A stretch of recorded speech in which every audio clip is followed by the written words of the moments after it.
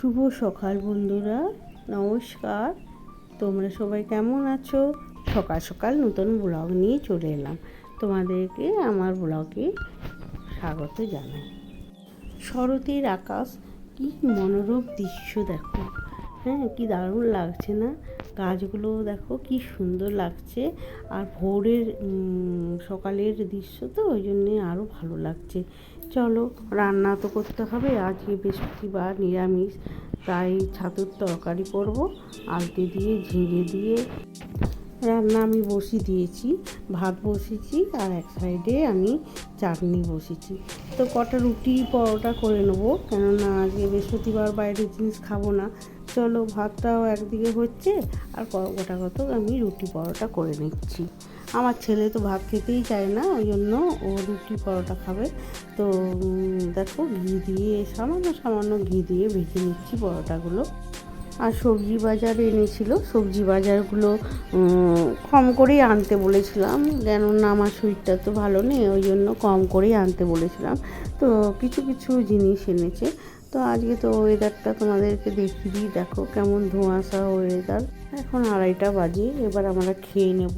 খেয়ে দিয়ে একটু শুয়ে পড়বো, তারপরে বিকালে আবার দেখো বিকাল হয়ে গেছে, চা খেয়ে নিচ্ছি। তো চা, পরোটা আর একটা চপ খেয়ে নিচ্ছি। ছেলে চপ এনেছিল। তো দেখো আমার ঘরের অবস্থা, ঘরটা গুছিয়ে নিই। আবার ছেলে বলছিল মা বাজার যাব। আমি ঠিক করে ভিডিওই করতে পারছি না শরীরটা খারাপের জন্যে। তো ঘরগুলো গুছিয়ে নিলাম। চলো এবার বাজার চলে গেলাম ছেলের সাথে। দেখি ছেলের যে কেনাকাটা আছে, বলছিল শিলের কাছ যাবো, জুতো কিনবো আর আরও সব কী কী কিনতে আছে কিনে নিই। তার ভিডিওটা কমপ্লিট হয়নি, তোমরা দেখতে থাকো, তোমাদের ভালো লাগবে। আজকে হচ্ছে শুক্রবার, কিন্তু দেখো ডাক্তার দেখাবার ডেট ছিল, ওই জন্য সকাল সকাল দুটি রান্না করে আর চলে গেছিলাম পোস্ত হাত করে। আবার পুরো বারান্দাটা আমাতে আর কাজের বইয়ে পরিষ্কার করেছি, মানে ঝুল ঝেড়েছি। তাহলে বলো কতটাই দেরি হয়ে গেছে। আমাদের এসেছি ডাক্তারখানা।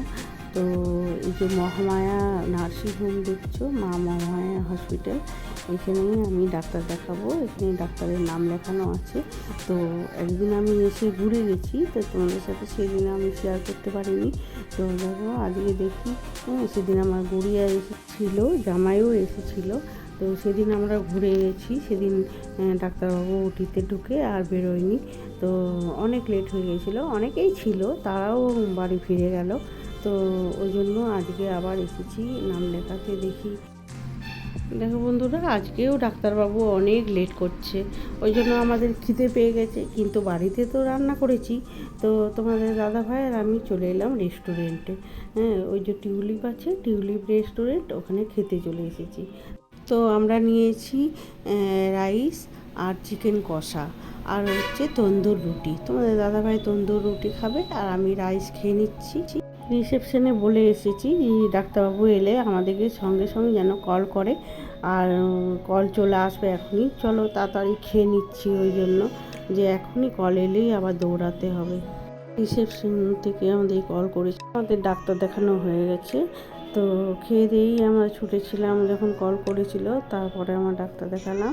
আর চলো এবার বাড়ি ফিরে যাচ্ছি। রিপোর্ট করে দিল আর অন্য ডাক্তারকে রেফার করে দিল, দেখি কি হয়। আয়রন ক্যাপসুল লিখে দিয়েছে, আরও কটা ওষুধ লিখে দিয়েছে।